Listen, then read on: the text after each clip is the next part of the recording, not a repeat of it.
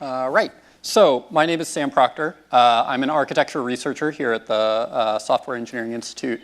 And today I'm going to be talking about a new sort of exploratory research program that I've been leading over the past year on guided architecture trade space exploration for safety critical software systems, which is sort of a mouthful, but we'll go through what all that means. So if you've ever built or helped build a critical system, that is one that can cost a ton of money or even injure or kill people if it goes wrong, then you know that you don't so much build these systems from scratch as assemble them from components. But this is challenging, right? Because as systems grow more complex, there are more components, and picking an individual component can have effects across your system. We call these far-reaching effects. And so as these systems become more complex, not only is it harder to understand these influences that one component may have on a far part of the system, but it's also more important. So we, in this project, build on past SEI's past research in modeling these safety critical systems, or these critical systems, to partially automate exploration of what we call a systems design trade space.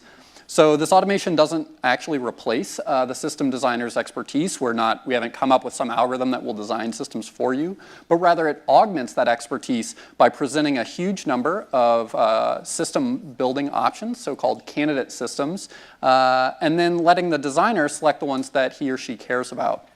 So designers can guide this exploration using a visual steering tool that's pretty interactive. So this project really is about integrating SEI's architecture modeling language tools with an existing trade space exploration tool. So let's take a quick step back and look at why this project is necessary.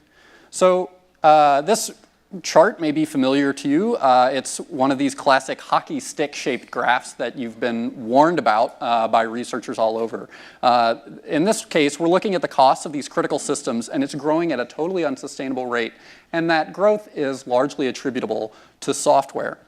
So over the past several years, my team at the SEI, or a team that I'm now on at the SEI, has built what they call the Architecture Analysis and Design Language, or AADL, which allows you to build these really high-resolution system models of a system, and then using a tool environment called OSATE, you can analyze those for various quality attributes. So really anything that you can annotate, that you can put on your model, you can then analyze an entire system for. So that can be performance, that can be cost, or even more sophisticated notions such as safety and reliability. So really, what this work does is enables a paradigm shift where system design goes from the sort of creation paradigm that it is now to one that's really more like design by shopping. So let's step through a quick example of how this modern component-based system design is done. So at a very high level, there are two considerations that you want to keep in mind whenever you build a system, right? Not only does the system have to be buildable, that is, the parts have to physically fit together, software has to be compatible with the other software that you're using, but you have to make sure that you meet certain quality attributes. You can't go over cost, you can't burn more power than is available to your system, these sorts of things. So abstractly, you might think of this as just a series of choices. For example, if we're building a new system, we have a CPU, we can choose either the ARM or the Intel platform, and we'll just arbitrarily pick the ARM platform. So now we have two software packages. Maybe they're compatible with one another, maybe they're not, but we'll pick one based on things like cost, again, performance, the sort of quality attributes that we care about. And then we'll have to configure that. Maybe we also have some middleware that we care about, and so we can pick some middleware, but it turns out that our middleware and our software are incompatible. So now what we have to do is we actually have to go back and pick a different software package or a different middleware package. And so of course, when we're just dealing with boxes and it's all very abstract, this seems sort of simple. But if you have software on one part of the system, middleware on another, and configuration on a totally different part, especially if these are being built by different teams, this can be a very complex series of choices and lead to the rising costs that we saw earlier. So really, it's the component interactions that make this design challenging. So what we want to do is be able to analyze these systems with a full set of components so that we know that these interactions work, and then we can gauge our quality attributes. So let's talk about what this project specifically does. really there are three tasks. The first is to extend SEI's existing modeling language to be able to specify choices rather than individual options. So right now, if you're modeling a system, you say, I have a CPU, it's the ARM CPU, it costs this much, it uses this much power. But really, you want to be able to say, I have a CPU, I don't know which one it'll be, but I have these options. Then we had to extend existing architecture modeling tools to be able to automatically analyze the resulting system for things like cost, weight, and performance. Right now, all of these analyses are totally manual, and so a lot of this project was automating previously manual steps. And finally, we wanted to take an existing trade space visualizer from Penn State and be able to automatically select valid components and configurations. Then we wanted to visually display those results, and so we could enable analyst shopping. So if you've bought something on Amazon, you're probably familiar with the idea that you may not go into a shopping session with exactly what you want. You just say, I want a shirt.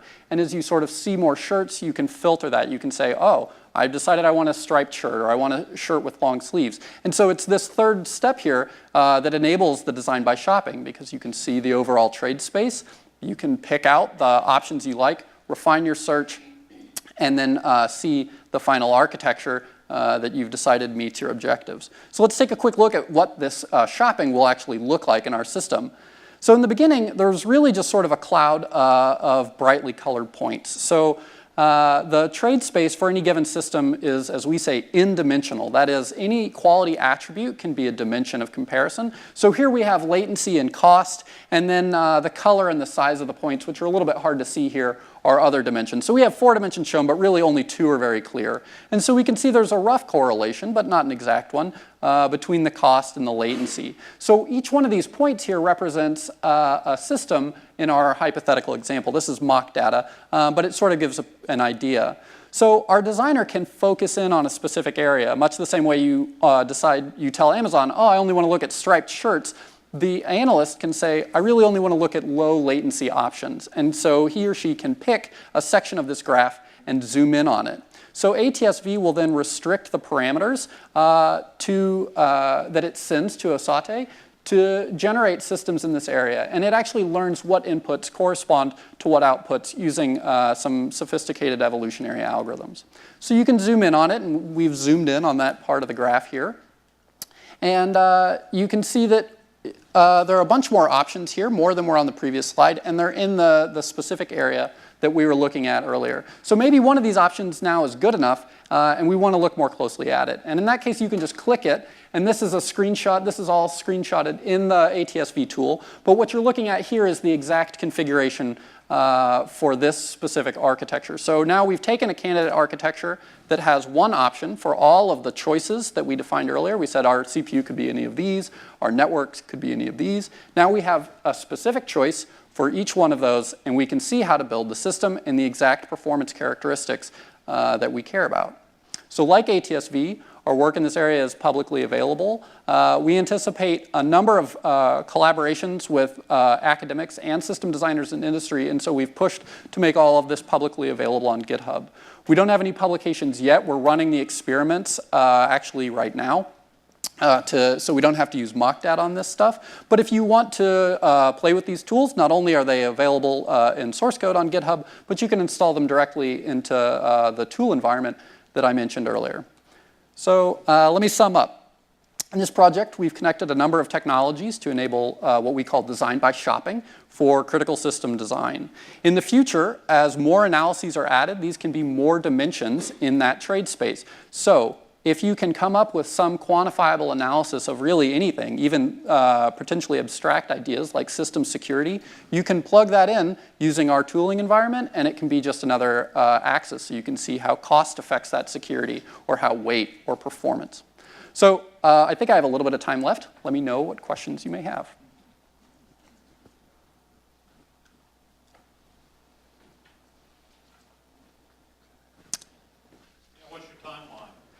So, what? What's your timeline? So the tools, like I said, are available now. I'm not going to claim that they're like industrial strength. But the rough timeline is that this work is feeding into a 3-year research project that I'm co-PIing with Peter Filer where we're looking at safety and security at the system architectural level. The idea there is, like I mentioned, if we can come up with quantifiable metrics, we'll be able to drive those analyses. I don't have a specific, we expect this to be at a certain readiness level in a certain number of years, but I'd be happy to talk to you afterwards about trying this out, because we do want to get this in the hands of actual system designers and get industrial feedback. Is it okay here? Yeah. Yeah. So I can see lots of applications for this. One place that might be an interesting place to first apply this is in an area where you don't have as many options, but you do have some options. Right. And to some extent, that could be in the space community. Right. Because there's only so many compilers that are space qualified or so many parts that are space qualified. Have you thought about that as an application?